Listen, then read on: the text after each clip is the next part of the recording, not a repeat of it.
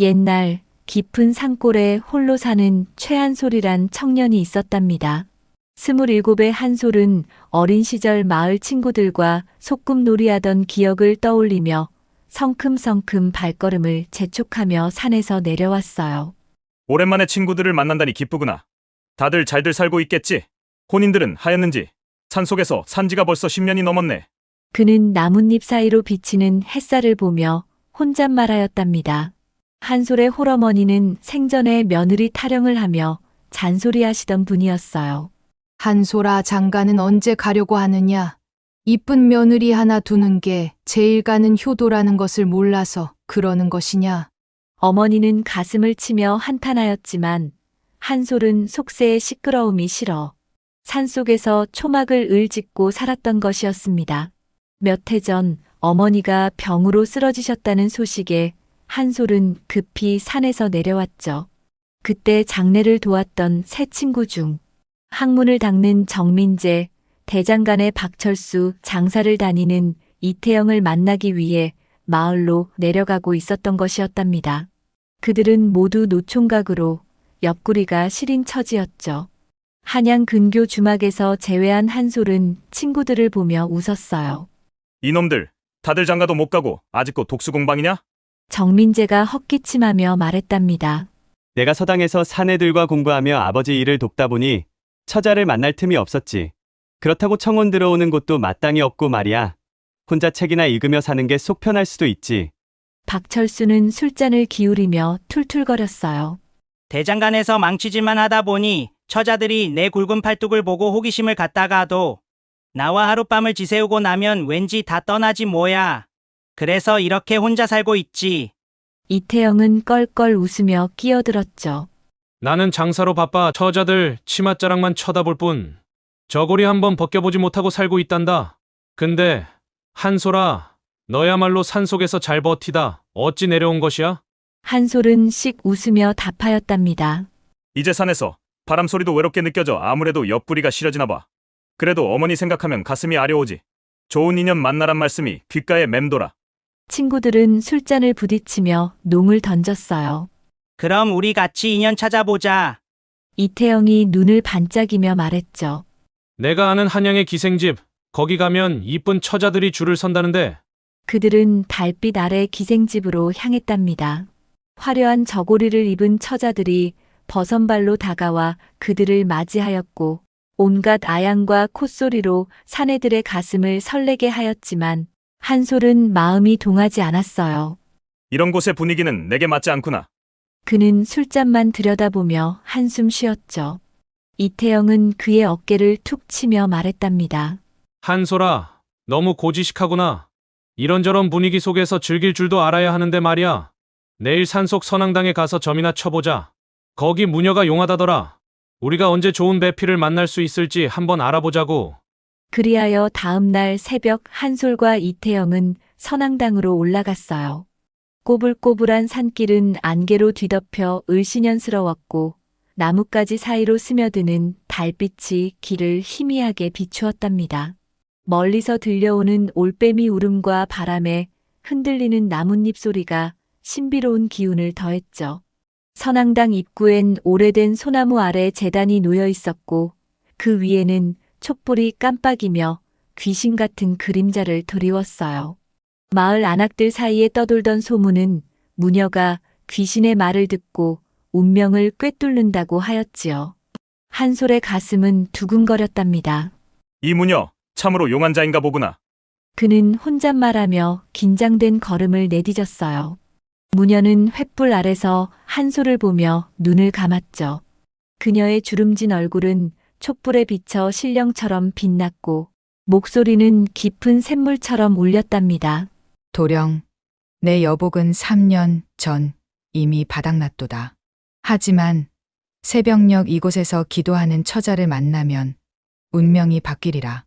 한솔은 귀를 쫑긋 세웠어요. 그 처자가 누구요? 무녀는 미소 지으며 답하였답니다. 그녀는 효심 깊은 이로 매일 어머니의 극락왕생을 위해 기도하러 오는 여인으로 놓치면 평생 산속에서 홀로 눈 감아야 할 것이다. 그 여인의 복으로 도령이 짝을 만날 수 있을 것이야. 그리하여 다음 날 한솔과 이태영은 선앙당 옆 별채에 숨어 새벽을 기다렸어요. 동이 틀 무렵 산길을 올라오는 발소리가 들렸죠. 한솔은 심장이 두근거렸어요. 드디어 내 짝을 만나는구나. 하지만 선앙당으로 들어선 이는 백발의 할머니였답니다. 한솔은 어안이 벙벙했죠. 이게 어찌 된 일이냐? 이태영도 당황하며 속삭였어요.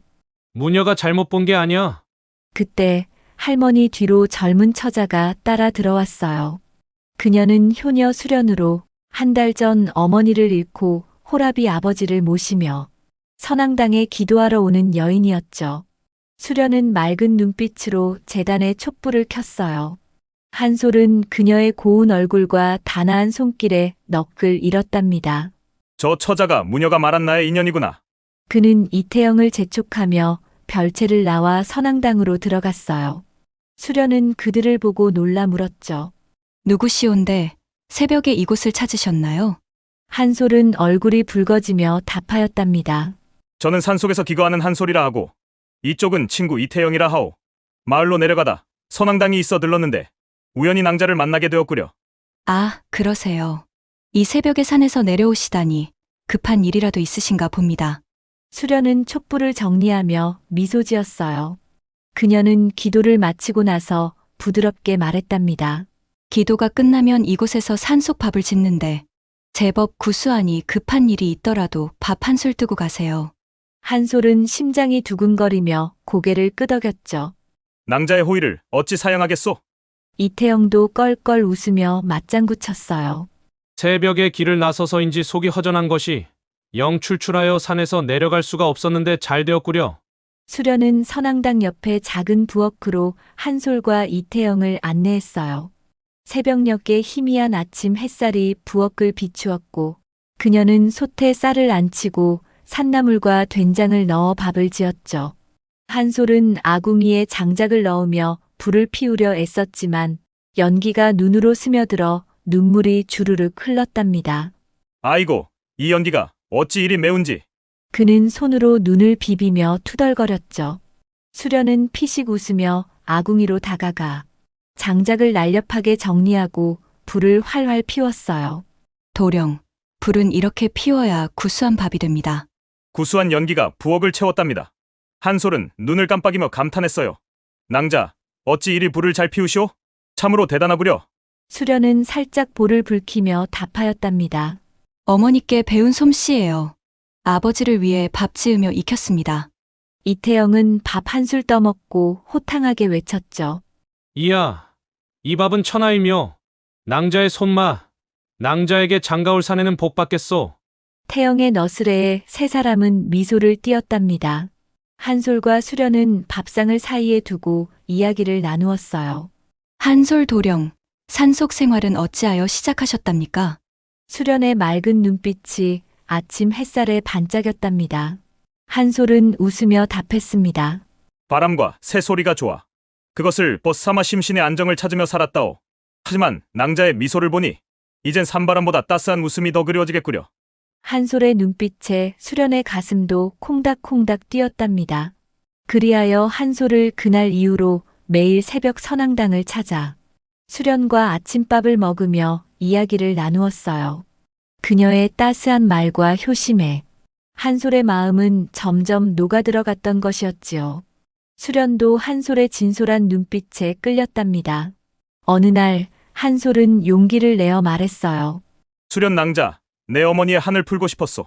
그대와 함께라면 그 한을 보듬을 수 있겠구려. 수련은 미소 지으며 답하였답니다. 저도 한솔 나리와 함께 있으니 마음이 편안하고 함께하면 더 따스한 날이 올 것 같아요. 그렇게 두 사람의 마음을 확인하게 되었던 것이었습니다. 겨울이 깊어지며 한양 근교 마을은 은빛 서리로 곱게 덮였답니다. 한솔은 수련의 따스한 미소를 잊지 못해 매일 마을로 내려왔어요. 그는 장작 다발을 지고 수련의 초가집 마당에 들러 그녀의 손이 땔감으로 거칠어지지 않게 정성을 다했죠. 수련 낭자의 미소만 떠올리면 불을 안 떼도 내 초막이 따뜻해지구려. 그는 혼잣말하며 미소 지었답니다. 하지만 수련의 아버지, 이 노인은 산산의 한소를 못마땅히 여겼어요. 하지만 딸이 힘들게 장작을 패는 것보단 한솔의 도움이 낫겠다 싶어 마지못해 집에 오는 것을 눈감아주고 있었던 것이었지요. 그렇게 산 사나이 한솔은 매일같이 장작더미를 지고 마을을 내려오게 되었고, 모르는 사내의 마을 출몰에 사람들은 궁금한 반 수군거림 반으로 수련과 한솔의 관계를 의아하게 바라볼 뿐이었답니다. 그러던 어느 날, 한양 근교 마을 장터는 도둑 소문으로 들썩였답니다.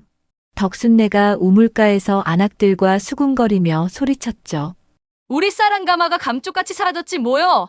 저 산산의 한 소리 매일 장작지고 내려오며 마을을 염탐하는 게 수상했다니까.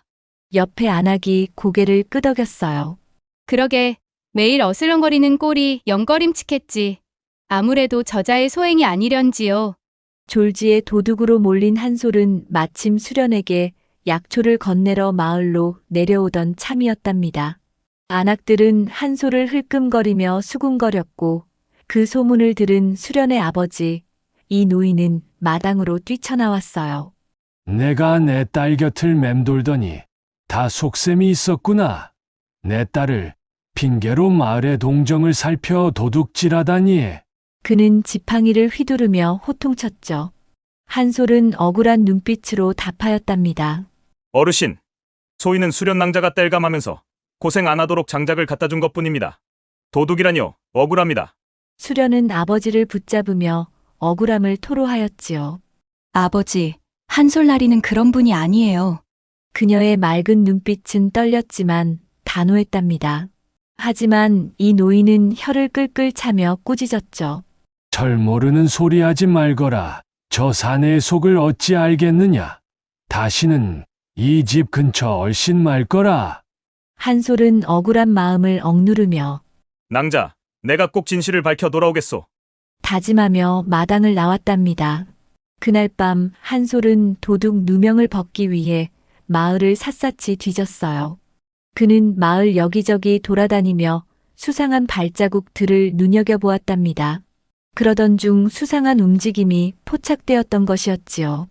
장사꾼 재민이 밤마다 뒷골목에서 몰래 쌀을 옮기는 모습이 눈에 띄었어요.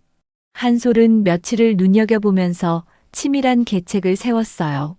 그는 마을 사람들의 집에 여기저기 모래가 든 쌀가마니를 만들어 놓고 도둑이 덫에 걸리기만을 기다렸지요. 그리고 재민의 움직임을 살피며 뒤를 밟았답니다. 그러던 어느 날 밤 재민이 움직이기 시작하였지요. 장터 뒷골목에서 몰래 쌀을 옮기며 마을 여기저기 동태를 살피더니 한솔이 만들어 놓은 쌀가마니를 훔치려 역시 덕순내로 들어가는 것이었답니다. 한솔은 초막 근처에 횃불을 숨기고 그 모습을 지켜보며 심장이 쿵쾅거렸죠. 이놈, 드디어 오늘이 내 누명을 벗는 날이구나. 달빛 아래 재민이 가마니를 훔치러 몰래 다가왔어요. 그는 주위를 두리번거리며 가마니를 어깨에 둘렀지만 안엔 모래와 돌멩이가 가득했답니다. 재민이 무게에 휘청이며 욕지거리를 내뱉었죠. 에이, 이게 뭐냐? 왜 이리 무거워? 한솔은 횃불을 치켜들고 어둠을 가르며 뛰쳐나왔어요. 여보시오, 도둑놈이 여기 있다. 그의 우렁찬 외침이 사람들을 깨웠답니다. 재민은 가마니를 내던지고 도망치려 했지만 한솔이 재빠르게 달려들어 그의 팔을 붙잡았어요. 어딜 달아나느냐? 두 사람은 진흙길에서 엎치락 뒤치락하며 치열하게 얽혔죠. 마을 사람들이 횃불을 들고 몰려왔고 덕순네가 소리쳤어요. 저놈이 내 쌀을 훔쳤구나. 한솔은 숨을 헐떡이며 가마니를 열어 모래를 쏟아냈답니다. 여기 증거요. 이자가 진짜 도둑이오. 남정네들과 안악들이 웅성거리며 재민을 꾸짖었어요. 산사내를 의심했건만 저 교활한 놈이었구나. 진짜 도둑이 여기 있었구먼. 재민은 땀을 뻘뻘 흘리며 변명했지만 오해요. 라는 말은 마을 사람들 그 누구도 믿지 않았죠. 덕순네는 한솔에게 깊이 머리 숙였어요. 아이고, 한솔나리. 제가 오해를 했군요. 정말 미안해요. 내 눈이 어떻게 되었나 봐요. 이렇게 착하고 좋으신 분을 오해하다니. 정말 미안해요. 한솔은 씩 웃으며 답하였답니다. 저의 누명이 벗겨진 것만으로 충분합니다. 그의 눈빛은 수련을 향했고 그녀는 멀리서 미소 지으며 고개를 끄덕였답니다. 겨울이 한창인 한양 근교 마을은 눈꽃으로 곱게 덮였답니다. 최한솔은 누명을 벗고 수련과의 돈독해진 관계에 힘입어 매일 마을로 내려왔어요. 수련낭자의 맑은 눈빛을 얼른 보고 싶구나. 그는 약초 바구니를 들고 한 걸음에 산에서 내려와 수련낭자를 찾았죠. 하지만 수련의 아버지, 이 노인은 도둑 누명을 벗은 한솔을 아직 못마땅히 여겼어요. 능력 없는 저런 자에게 내 딸을 줄 수 없지. 생각하며 그는 과거 몇 차례 수련을 달라던 사대부가의 호라비 장민호를 떠올리며 교활한 계략을 꾸몄답니다. 장민호는 40이 넘은 호라비로 부인을 잃은 후 수련을 눈여겨보며 혼인을 청했으나 번번이 거절당했죠. 이 노인은 장민호를 찾아가 은밀히 속삭였어요. 장대감, 내 우리 수련을 대감의 후처로 보내리라. 하지만 지금 수련이 산사내와 연정을 품고 있으니 산사내를 곤란케 해 마을에서 쫓아내야 할 것이요. 이 노인은 장민호를 꼬드겨 한솔을 수련이 옆에서 떼어내려고 했던 것이었습니다. 장민호는 교활한 미소를 지으며 답하였어요. 어르신, 이제야 제 진심을 알아주시는군요. 걱정하지 마십시오. 수련 낭자를 내 품에 안기 위해서라면 그 산사내쯤은 얼마든지 쫓아낼 수 있습니다. 그는 도포 자락을 휘날리며 집으로 돌아와 한솔을 수련에게서 떼어놓을 궁리를 했답니다. 아무리 생각하여도 좋은 계책이 떠오르지 않자 그는 꽤 많은 여종 순심을 불렀어요. 순심아, 산에서 내려온 한솔이라는 자를 곤란케 할 방도가 무엇이 있겠느냐? 순심은 교활한 미소를 지으며 답하였답니다. 대감마님, 소인이 한솔나리의 소문을 내어드리면 어떨까요? 무슨 소문으로 수련 낭자의 마음을 돌린단 말이냐? 장민호가 미간을 좁히며 물었죠. 순심은 목소리를 낮추며 말했어요. 산산의 한솔이 산속에서 기거하고 있으니 그자가 금지된 양귀비를 키워 몰래 팔아 생계를 유지한다는 소문을 내는 것이옵니다. 장민호는 무릎을 치며 크게 웃었습니다. 역시 순심이 꾀는 따라올 자가 없구나. 옛다, 이건 수고비다. 그는 동전 꾸러미를 순심 앞에 던져주었답니다. 그리하여 순심은 안악들이 제일 잘 모이는 빨래터의 자리를 잡고 안악들에게 소문을 퍼뜨렸어요. 산산의 한솔나리가 장터 파는 약초가 양귀비라던데요? 한 안악이 눈을 동그랗게 뜨며 물었죠. 에이, 무슨 소리. 몸에 좋은 약초를 파는 것이 아니오? 순심은 교활하게 웃으며 말을 이었어요. 그런 약초로 어찌 생계를 유지하겠소. 옷차림과 씀씀이가 산사람답지 않던데. 며칠 전에는 수연낭자에게 고급 놀이개를 선물했다던데요. 다른 안악이 고개를 끄덕였어요. 그러게 양귀비는 나라에서 금지된 약초라. 몰래 찾는 사람들이 많아서 비싸게 거래가 되고 있다고는 하던데. 또 다른 안악이 한숨 쉬었죠. 수련 낭자는 그런 줄 모르고 한솔과 가까이 하니 참 딱하구려.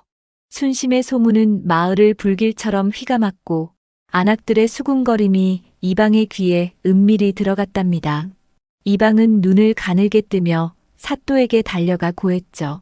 사또, 산산의 한솔이 양귀비를 몰래 키워 팔아 이득을 취한다고 하옵니다.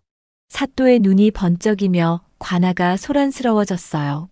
나라에서 그 많은 약초를 키우다니 고얀 자로다. 어서 그 자를 잡아오너라. 이방과 포졸들이 한솔의 초막을 쳐들어가 밧줄로 그의 팔을 거칠게 묶어 끌고 갔답니다. 수련은 장터에서 이 소식을 듣고 가슴이 철렁했어요. 한솔나리가 관아로 끌려갔다니. 그녀는 손에 든 약초 바구니를 떨어뜨리며 가슴이 철렁 내려앉았습니다. 그분이 그런 일을 할 사람이 아닌데 어찌 이리 억울한 일을. 관아의 얼음장 같은 돌바닥 위 사또가 채찍을 치켜들며 호통쳤어요. 최한솔 자네가 산속에 기거하면서 양귀비를 몰래 키워 암거래를 통하여 사사로이 돈을 번다는 소문이 있는데 그것이 사실이더냐? 소인이 산속에서 기거하는 것은 맞사오나 양귀비를 키운 적은 없사옵니다. 저놈이 매질을 당해야 사실을 고하겠구나. 이미 온 마을 사람들이 너의 행실을 알고 있거늘 사실대로 실토하지 않겠다는 말이더냐. 여봐라, 저놈이 사실을 말할 때까지 매우 쳐라. 한솔은 채찍이 살을 파고드는 고문 아래 이를 악물며 외쳤답니다. 소인은 양귀비를 키운 적이 없사옵니다. 억울하옵니다. 소인을 믿어주시옵소서. 그의 갈라진 목소리가 관아를 쩌렁 울렸지만 눈빛은 칼날처럼 날카로웠죠. 심한 매질에도 한솔이 시인을 하지 않자 사또는 그를 감옥에 하옥시키고 이방에게 명령을 내렸습니다. 아무래도 소문만으로는 안 되겠다. 저 사내의 집을 샅샅이 수색하여 양귀비를 찾아내고 장터 상인들에게도 은밀히 알아보아라. 그리하여 포졸들은 초막을 뒤졌지만 흙먼지만 날렸고 장터에서 약초 상인들을 추궁했으나 한솔에게 양귀비를 샀다는 이는 그림자도 없었답니다. 한편 수련은 관아 문 앞에 숨을 헐떡이며 달려와 눈물로 부르짖었어요. 사또, 한솔 나리는 결백한 이옵니다. 이 거짓 소문에 속지 마시고 그의 무고함을 믿어주십시오. 그녀의 떨리는 목소리와 진심 어린 눈물에 한솔의 마음은 갈기갈기 찢어지는 고통이었습니다. 수련은 한솔을 바라보며 속삭였어요. 나리, 잘못한 일이 없으니 나리는 곧 결백이 증명될 것입니다. 조금만 참고 견뎌내십시오. 이방은 소문의 근원지를 찾아 여기저기 물어물어 순심에게서 나온 말이라는 것을 듣게 되고 순심을 불러 어디서 들었는지를 문초하자 결국 장 대감과 함께 공모한 일이라는 것을 말하게 되었답니다. 저희 대감마님께서 산산에 한솔을 모함하라 했사옵니다. 이방은 장민호를 관아로 끌고 와 사또 앞에 세웠어요. 대감, 이 소문이 그대에게서 나온 말이라던데 어찌 된 일이오? 장민호는 얼굴이 새파랗게 질려 말을 더듬으며 변명했지만 사또의 예리함을 피해갈 수는 없었죠. 그리하여 장 대감과 순심은 거짓 소문을 퍼뜨렸다는 명목으로 장 10대씩 죗값을 치렀으며 한솔은 밧줄이 풀리자 비틀거리며 관아문을 나왔어요. 수련이 그의 손을 덥석 잡으며 울먹였답니다. 한솔 나리, 얼마나 고초가 심했습니까? 몸은 괜찮으신지요? 한솔은 그녀의 애절한 눈빛에 가슴이 뜨거워졌답니다. 낭자, 그대의 믿음이 나를 버티게 하였소. 두 사람은 눈 덮인 마당에서 서로를 마주 보았어요. 그들의 눈빛은 겨울 한기 속에서도 불꽃처럼 스파크가 튀었습니다.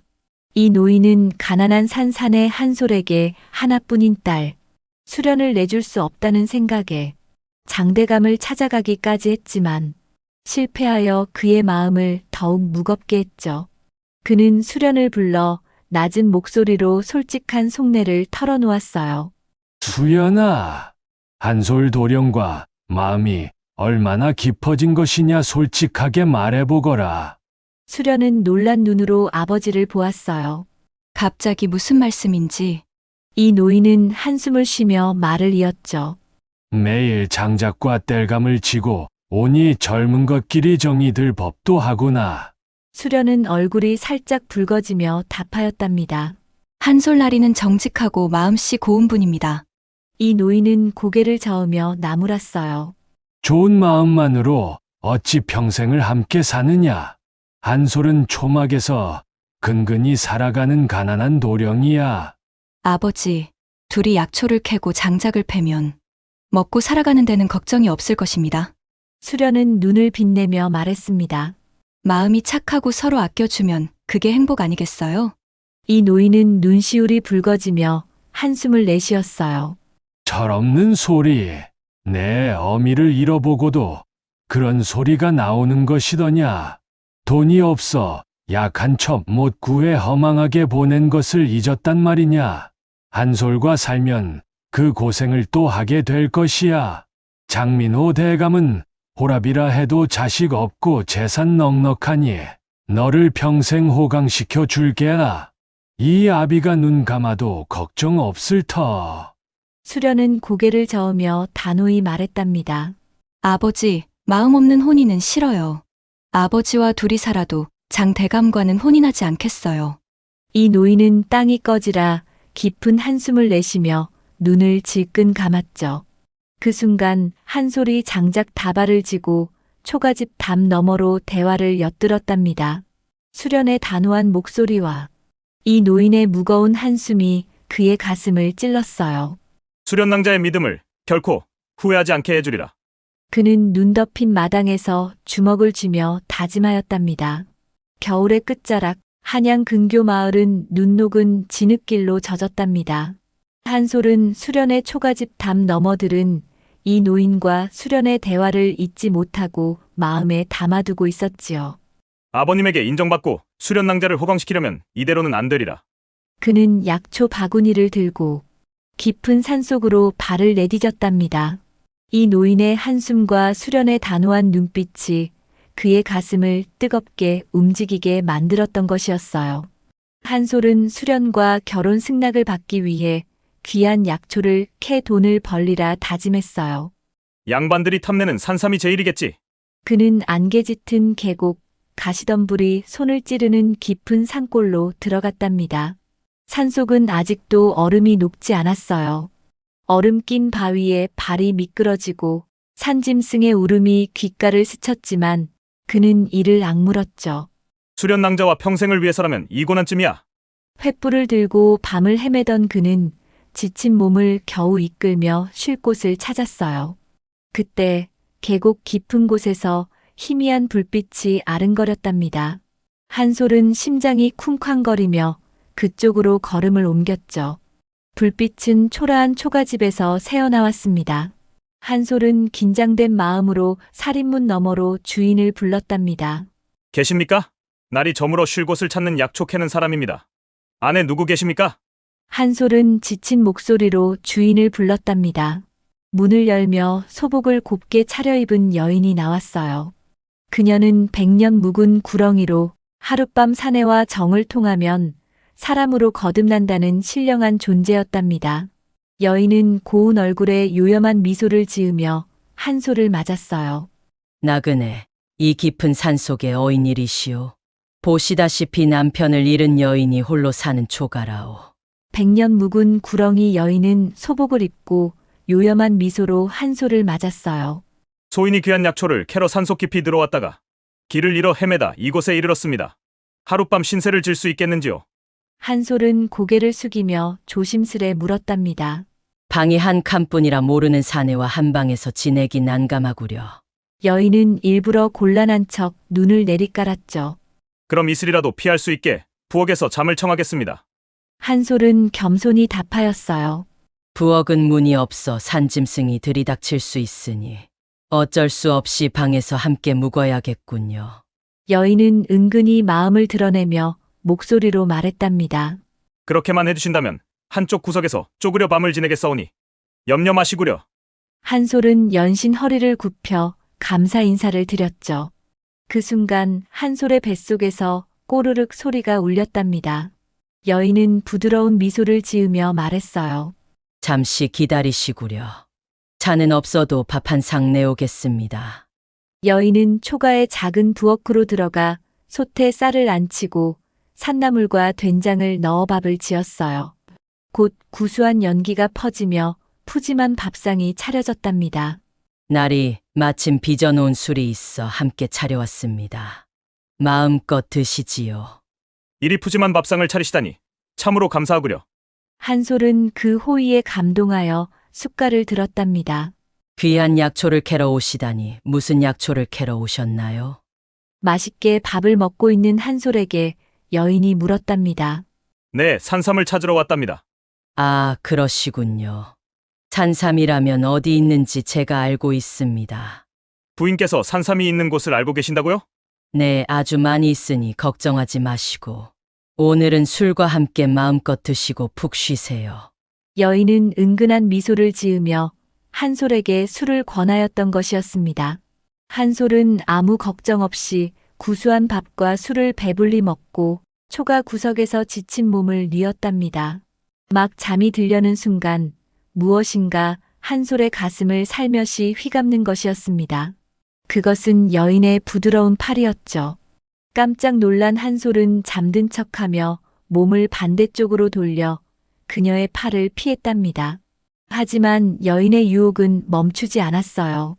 날이 사내의 품이 그리운 여인이니 하룻밤 품어주지 않으시겠습니까? 그녀의 속삭임은 산바람처럼 한솔의 귀를 간지렸죠. 한솔은 심장이 두근거렸지만 수련의 맑은 눈빛을 떠올리며 떨리는 마음을 다잡았답니다. 그는 계속 잠든 척하며 드르렁드르렁 코를 골았죠. 하지만 구렁이 여인의 유혹은 멈추지 않았어요. 그녀는 한솔의 곁에 바짝 다가앉아 속삭였답니다. 날이 이 외로운 여인에게 하룻밤 정을 내어주신다면 평생 은혜 잊지 않겠습니다. 그녀의 손이 한솔의 어깨를 부드럽게 어루만졌고 촛불이 요사스레 흔들리며 방 안을 달빛처럼 비추었답니다. 한솔의 가슴은 쿵쾅거리며 잠을 이룰 수 없었지만 수련의 따스한 미소가 그의 마음을 굳건히 붙들었어요. 수련 낭자, 내 맘은 오직 당신만 향하고 있어. 그는 눈을 감고 마음속으로 두뇌이며 마음을 다잡았답니다. 구렁이 여인은 그의 단단한 마음에 지쳤는지 한숨을 쉬며 미소 지었어요. 그대의 깊은 사랑을 100년 구렁이인 나도 어찌할 수 없구려. 내 약속대로 산삼밭을 알려주리다. 그녀는 생각하며 호련히 사라져버렸답니다.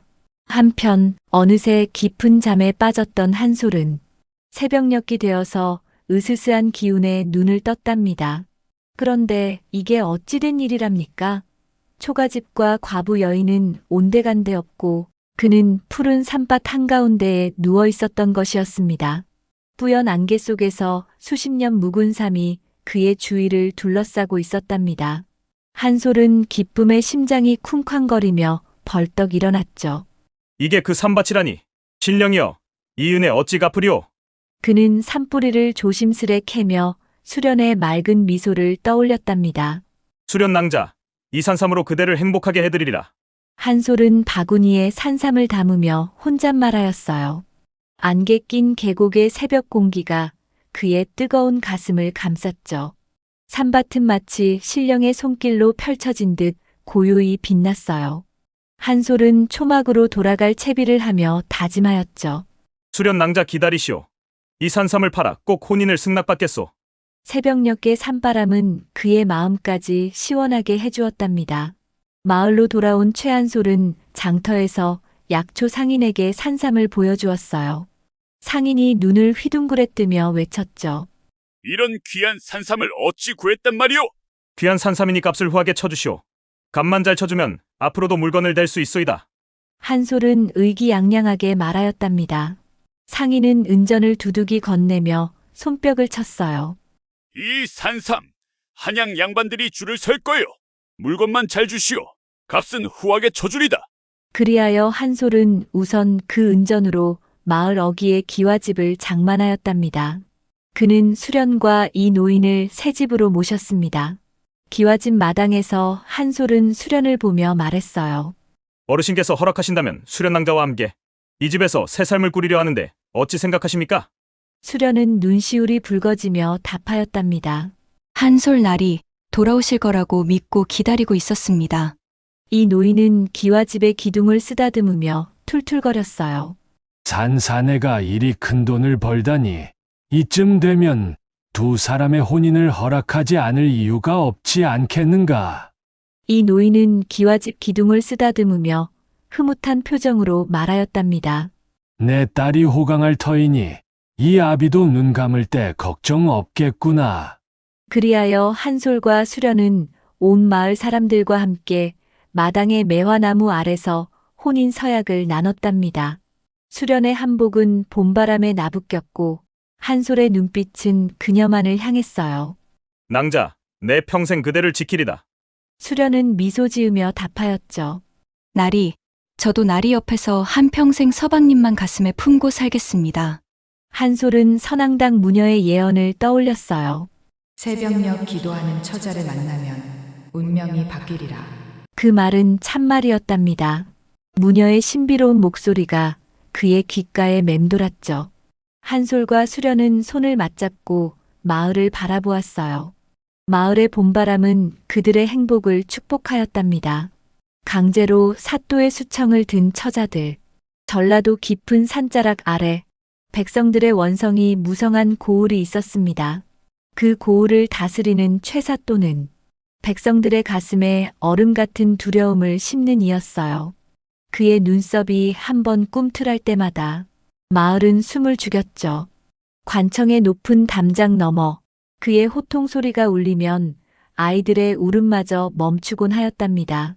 최사또는 나이 지긋한 자였지만 그 마음은 모래처럼 거칠고 고약했어요. 백성들의 쌀을 걷어 창고를 채우고 세금 한 푼이라도 덜 내면 곤장으로 벌을 내리곤 하였죠. 어느 날엔 굶주린 노파가 한 되의 쌀을 구걸했다가 사또의 명에 따라 마을 광장에서 발가벗겨진 채 웃음거리가 되었답니다.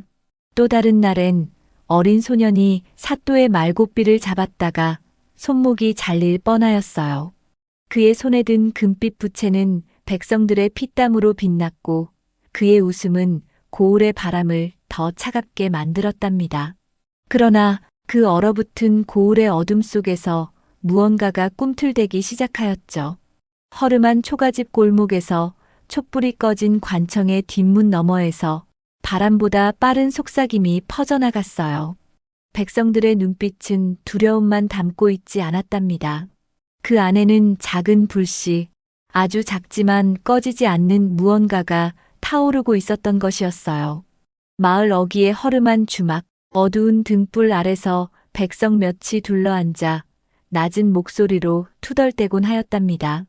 그 중에서도 대오라 불리는 장정이 주먹을 쥐며 먼저 입을 열었죠. 최사또 그 늙은이가 또 세금을 올렸다지 않소?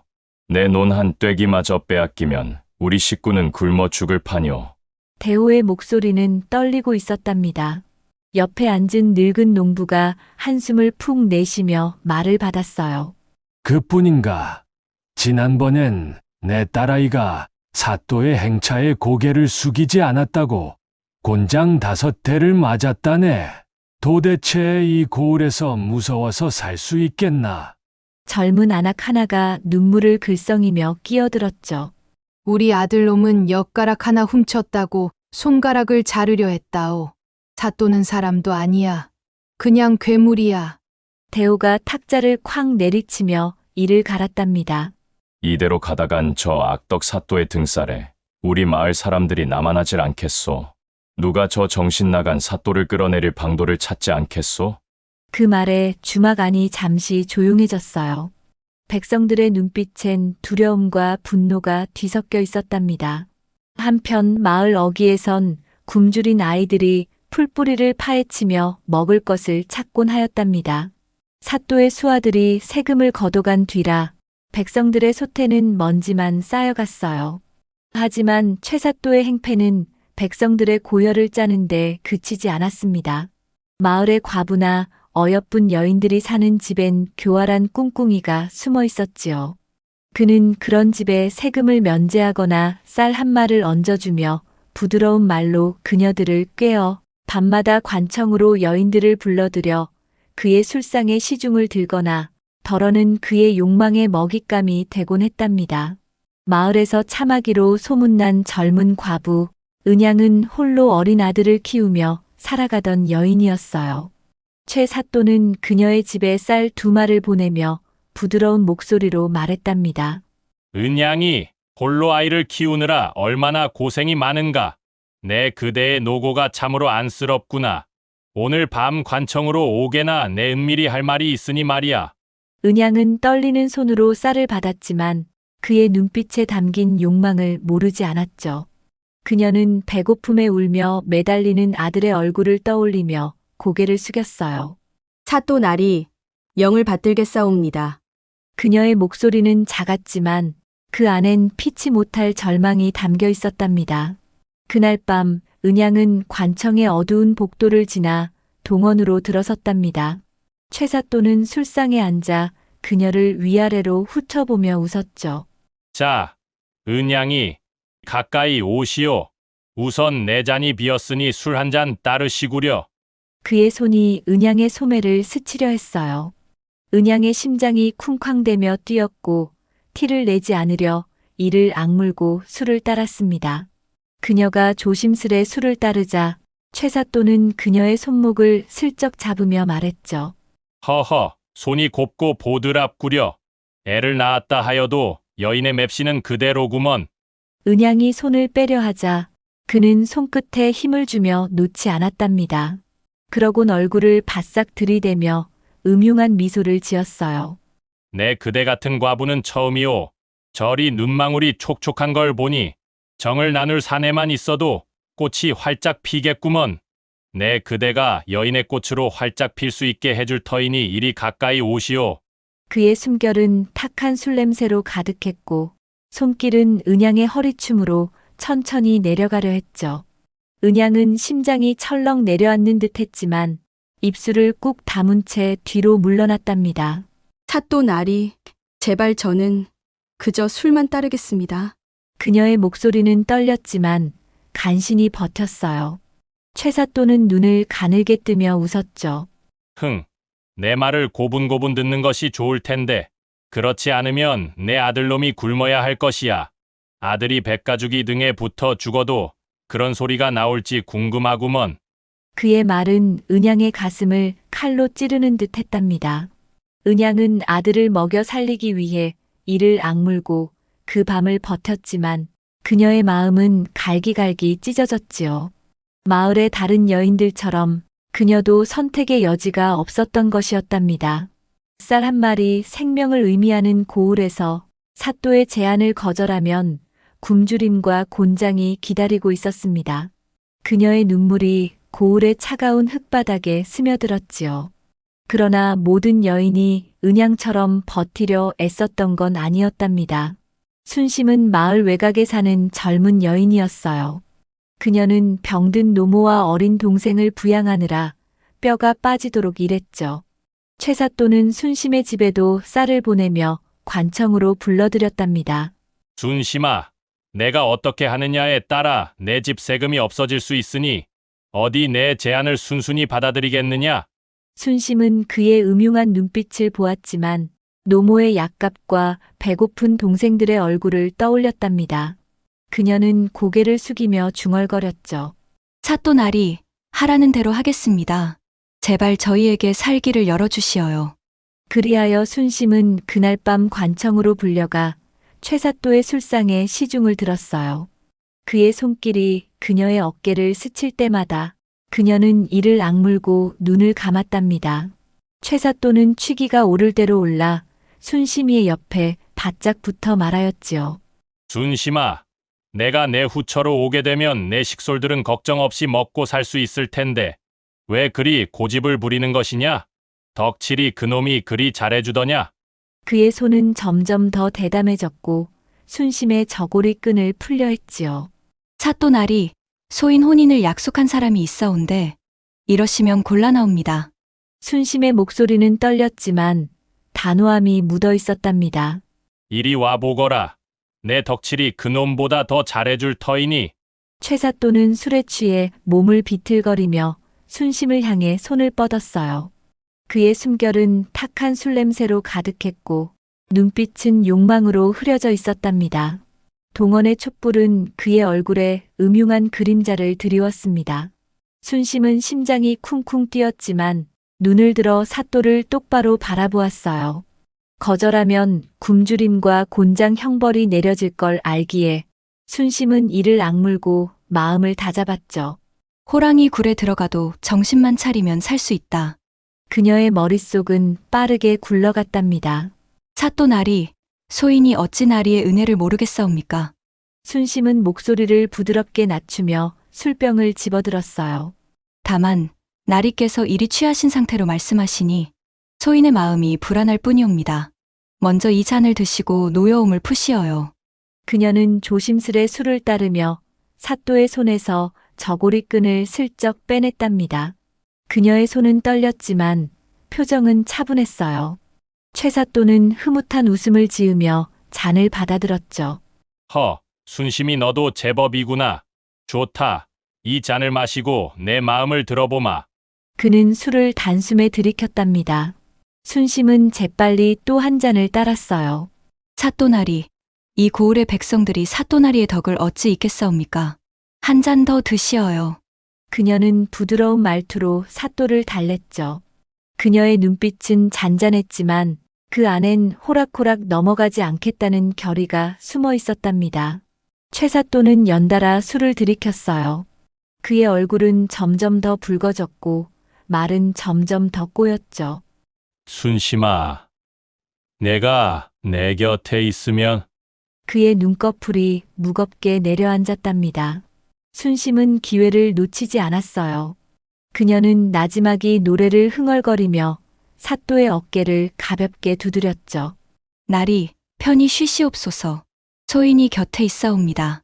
그녀의 목소리는 마치 자장가처럼 부드러웠어요. 최사또는 점점 고개를 떨구더니 마침내 탁자에 엎드려 코를 골기 시작했답니다. 동어는 그의 거친 숨소리로 가득 찼어요. 순심은 조심스레 일어나 그의 손이 닿지 않는 곳으로 물러났죠. 그녀의 가슴은 여전히 쿵쾅거렸지만 입가엔 희미한 미소가 떠올랐답니다. 오늘 밤은 넘겼다. 그녀는 동원의 문을 살며시 열고 어두운 복도로 빠져나왔어요. 차가운 밤바람이 그녀의 눈물을 식혀주었죠. 그러나 순심은 알았답니다. 이런 밤이 또다시 찾아올 것이란 걸 말이에요. 마을로 돌아온 순심은 덕칠의 집 앞에서 잠시 멈춰섰어요. 그의 집에서 새어나오는 희미한 등불을 보며 순심은 다짐했죠. 더는 이렇게 살 수 없다. 그녀의 속삭임은 밤 공기에 흩어졌답니다. 관청의 어두운 구석에서 아전 이만석은 최사또의 만행들을 전해들었죠. 그는 촛불 아래 앉아 미소를 지었답니다. 순심이의 눈물도, 백성들의 분노도, 그래 조금만 더 백성들의 원성을 듣거라. 그의 목소리는 낮았지만 단단한 결의로 가득했어요. 이런 악행은 고을 전체에 어두운 그림자를 드리웠답니다.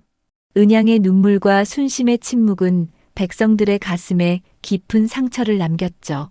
마을 어귀의 주막에서 백성들은 낮은 목소리로 속삭였어요. 은양이도 순심이도 사또에게 끌려갔다지. 이대로 두면 우리 딸들도 안전하지 않을 거야. 그들의 분노는 점점 커졌답니다. 그러는 가운데 최사또는 마을 어귀에 사는 연희를 관하로 불러들였습니다. 그는 어여쁜 얼굴로 마을 사람들의 입에 오르내리던 처녀였어요. 최사또는 연희에게 쌀을 주며 말하였지요. 오늘 밤 내 너에게 은밀히 할 말이 있으니 관청으로 오거라. 하지만 연희는 그의 제안을 듣자마자 눈을 부릅떴답니다. 사또나리, 저는 이 쌀을 받지 않겠습니다. 굶어 죽을지언정 제 몸을 더럽히는 일은 없을 겁니다. 그녀의 목소리는 날카롭게 관할을 울렸어요. 최사또는 얼굴이 굳어졌지만 곧 음흉한 웃음을 지었죠. 내까짓게 감히 내 말을 거역하느냐? 오늘부터 내 집에 세금을 2배로 올려주마. 연희는 관할을 뛰쳐나왔지만 그녀의 가슴은 분노와 걱정으로 물들었답니다. 그날 밤 그녀는 마을 사람들이 모인 주막으로 달려가 하소연했어요. 사또가 우리를 짐승처럼 부립니다. 이대로 두면 우리 모두 사람처럼 살지 못할 것입니다.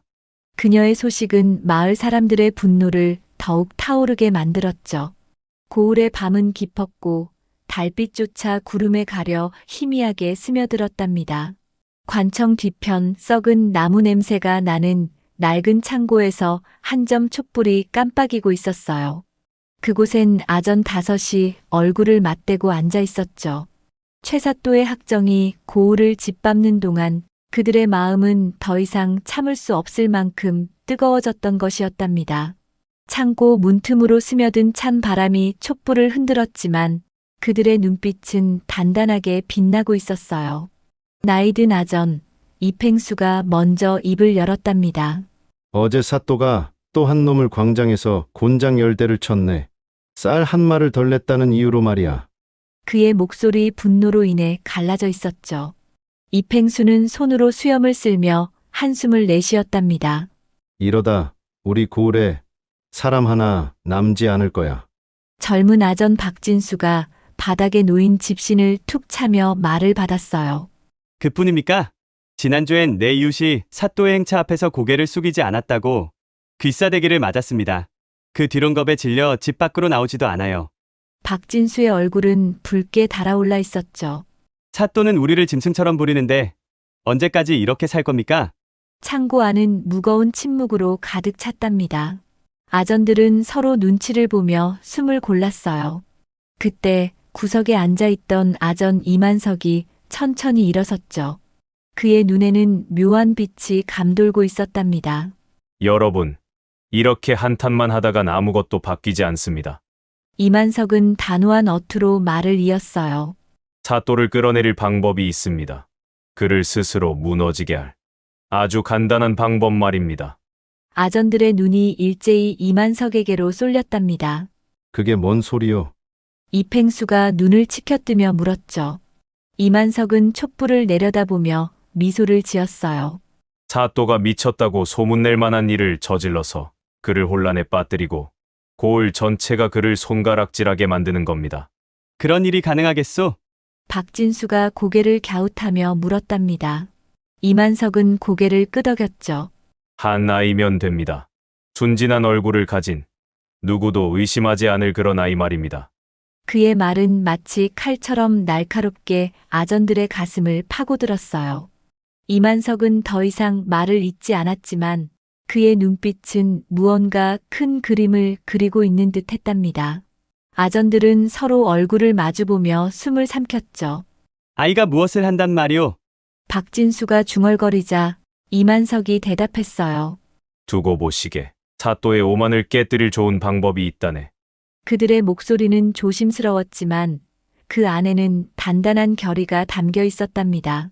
창고 밖에서는 밤바람이 나무 문을 스치며 낮은 울림을 만들었어요.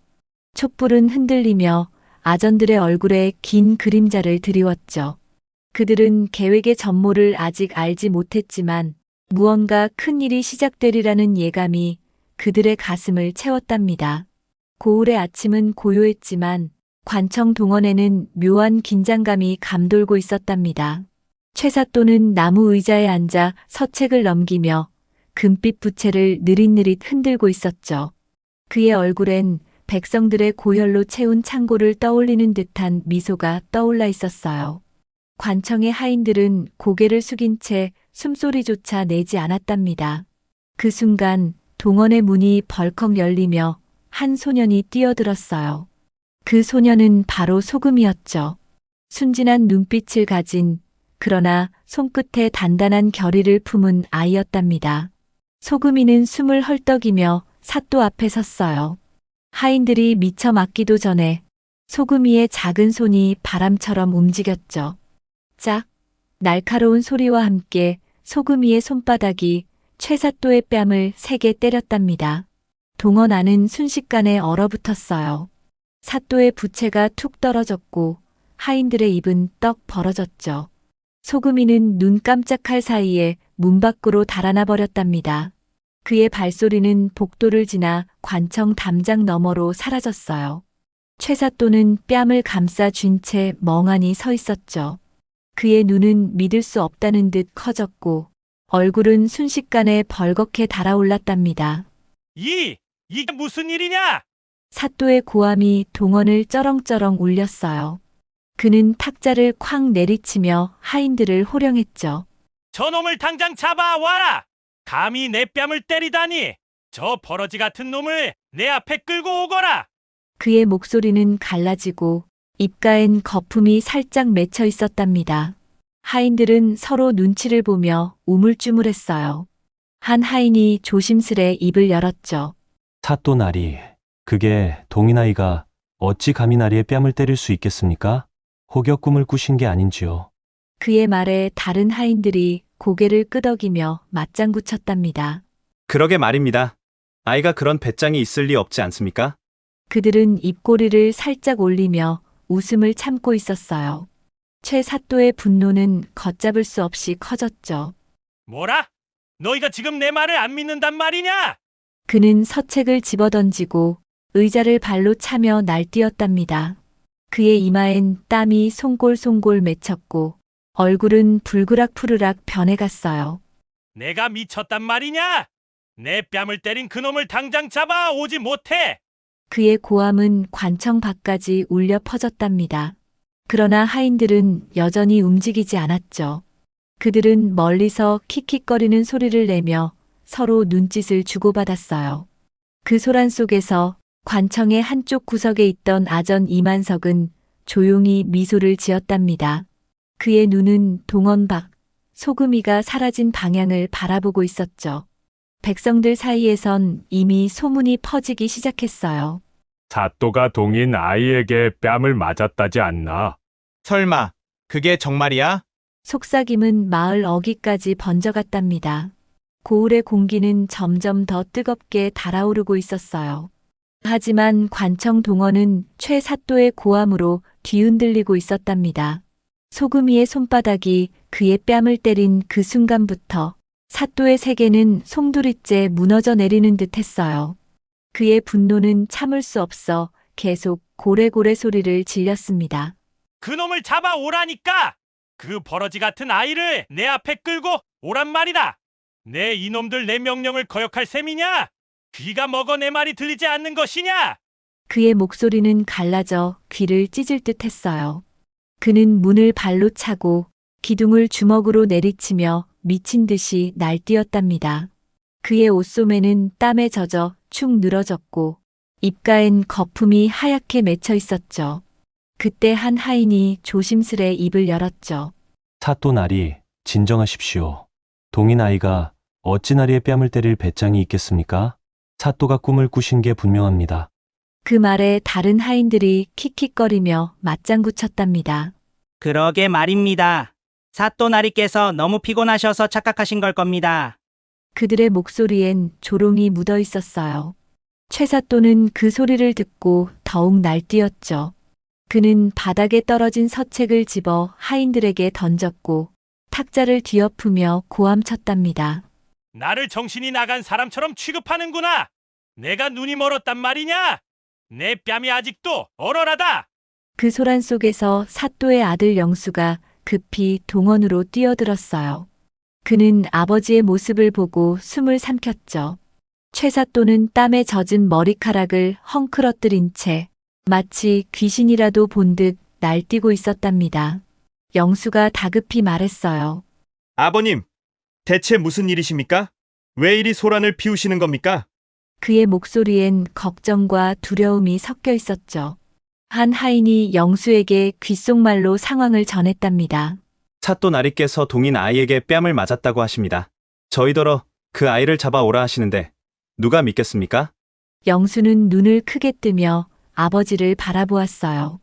그는 천천히 다가가 낮은 목소리로 말했죠. 아버님, 진정하십시오. 설마 아이가 아버님의 뺨을 때렸겠습니까? 이 고을에서 누가 감히 그런 짓을 하겠어요? 혹여 병환이 드신 게 아닌지요? 그 말은 최사또의 분노에 기름을 부은 격이었답니다. 내 놈도 내 말을 안 믿는구나! 그는 영수에게 달려들어 그의 멱살을 잡았죠. 너는 내 아들도 아니다! 이놈들이 짜고 치고 모두 날 속이려 드는구나! 그의 손은 덜덜 떨렸고 눈은 핏발이 서 있었어요. 영수는 겁에 질린 얼굴로 아버지를 말리려 했지만 최사또는 이미 이성을 잃은 듯 했답니다. 그는 동원 바닥에 주저앉아 가슴을 치며 울부짖었죠. 내가 이 고을의 사또다! 어찌 나를 이렇게 모욕하느냐! 영수는 더 이상 참을 수 없었어요. 그는 급히 의원을 불러오라 명했답니다. 곧 허름한 약상자를 든 의원이 동원으로 들어왔죠. 의원은 최사또의 몰골을 보고 눈을 가늘게 뜨며 말했어요. 진정을 위해 이 약을 좀 드셔보시지요. 그는 떨리는 손으로 약사발을 내밀었답니다. 그러나 최사또는 약사발을 발로 차며 고함쳤죠. 약 따위 필요 없다! 너희 모두 날 미쳤다고 몰아세우는구나! 약사발은 바닥에 떨어져 산산조각 났고 약 냄새가 동원을 가득 채웠답니다. 관청 밖에서는 백성들 사이에 소문이 바람처럼 퍼져나갔어요. 최사또는 동원 한 구석에 주저앉아 숨을 헐떡였어요. 그의 머릿속은 혼란으로 가득 찼죠. 내가 정말 미친 걸까? 그는 뺨을 어루만지며 중얼거렸답니다. 고을의 공기는 소문으로 뜨겁게 달아오르고 있었답니다. 최 사또가 동인 아이 소금이에게 뺨을 맞고 미쳐 날뛰었다는 이야기는 마을 어귀에서 논밭까지 바람보다 빠르게 퍼져나갔죠. 관청 동원은 여전히 혼란으로 들썩였어요. 최 사또는 땀에 젖은 옷을 입은 채 헝클어진 머리카락을 쥐어뜯으며 중얼거리고 있었답니다. 내 뺨을 때린 게 정말이라니까. 왜 아무도 믿지 않는 거야?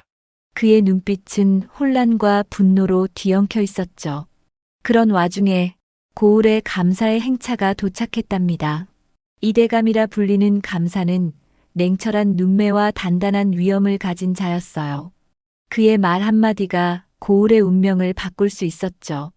감사는 관청에 들어서자마자 동원의 어수선한 꼴을 보고 눈썹을 찌푸렸답니다.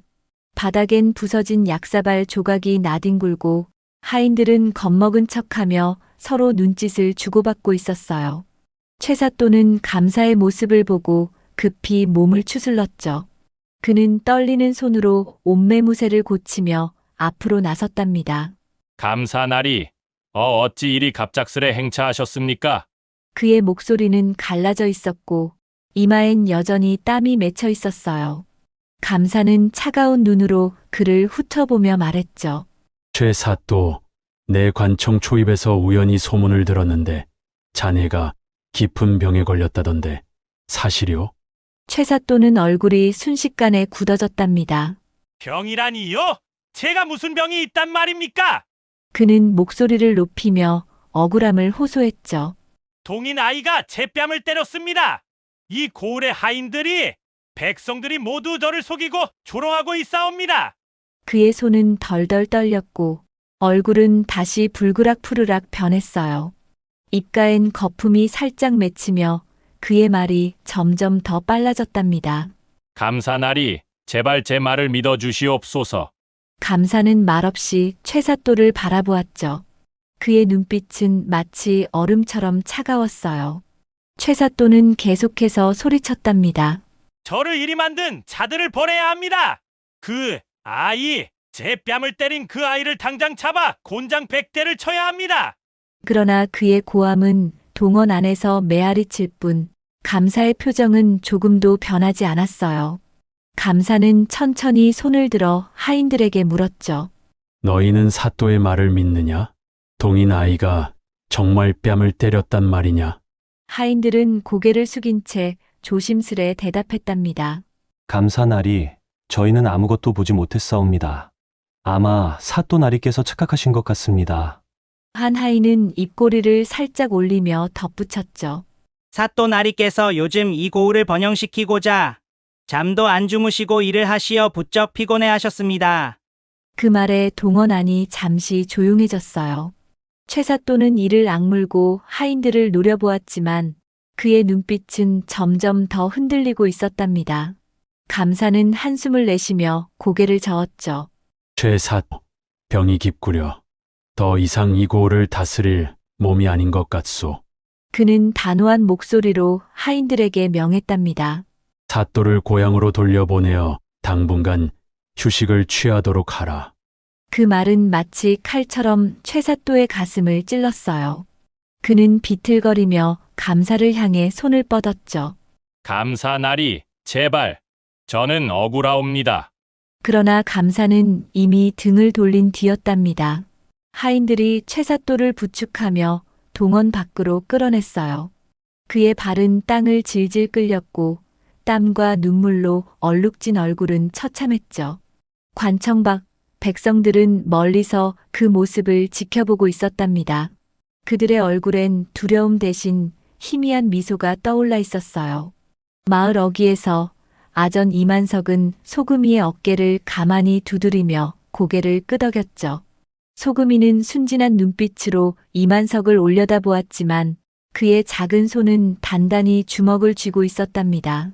최 사또는 수레에 실려 고을을 떠났어요. 그의 뒷모습은 점점 작아졌고 백성들의 환호는 점점 더 커졌죠. 드디어 저 노망난 최 사또가 쫓겨났다. 마을 장터에서 아이들이 신나하며 뛰어놀기 시작했답니다.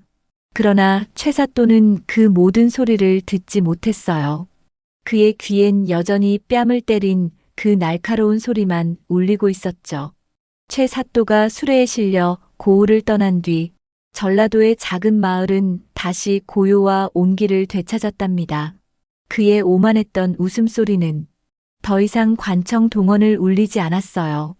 백성들은 논밭으로 돌아갔고 아이들은 마을 어귀에서 신나게 소리를 지르며 뛰어놀았죠. 은양은 아들의 손을 잡고 미양은 노모의 약을 지으며 순심은 덕칠의 따뜻한 미소 속에서 새 희망을 찾았답니다. 연희는 고개를 들고 당당히 걸었어요. 그들의 얼굴엔 두려움이 아닌 미소가 떠올라 있었죠. 최사또는 고향으로 돌아가 허름한 초가집에서 홀로 늙어갔답니다. 그는 밤마다 그날의 일을 떠올리며 중얼거렸어요. 분명히 그놈이 내 뺨을 때렸단 말이다. 하지만 그의 말은 바람에 흩어질 뿐 누구도 귀 기울이지 않았죠. 그의 손은 더 이상 금빛 주머니를 쥐지 못했고 그의 눈빛은 빛을 잃었답니다. 그는 끝내 자신의 오만이 그를 무너뜨렸음을 깨닫지 못했어요. 고을 백성들은 달라졌답니다. 그들은 이만석의 지혜와 소금이의 용기, 순심의 기지와 연희의 당당함을 이야기하며 가슴을 펴기 시작했죠. 주막에 모인 백성들은 술잔을 기울이며 큰 소리로 얘기하였어요. 우리가 하나가 되니 사또도 무너졌지. 다시는 그런 자에게 휘둘리지 말자꾸나. 세월이 흘렀어도 그 고을엔 한 가지 교훈이 전해 내려왔답니다. 권력은 오만으로 무너지고 백성의 단결은 산을 움직인다는 것이었죠. 채은길에 뺨을 때린 그 작은 손은 정의가 언제나 어둠을 뚫고 빛날 수 있음을 보여주었답니다. 이야기 재미있게 시청하셨나요? 구독과 좋아요는 영상 제작에 큰 힘이 됩니다. 감사합니다.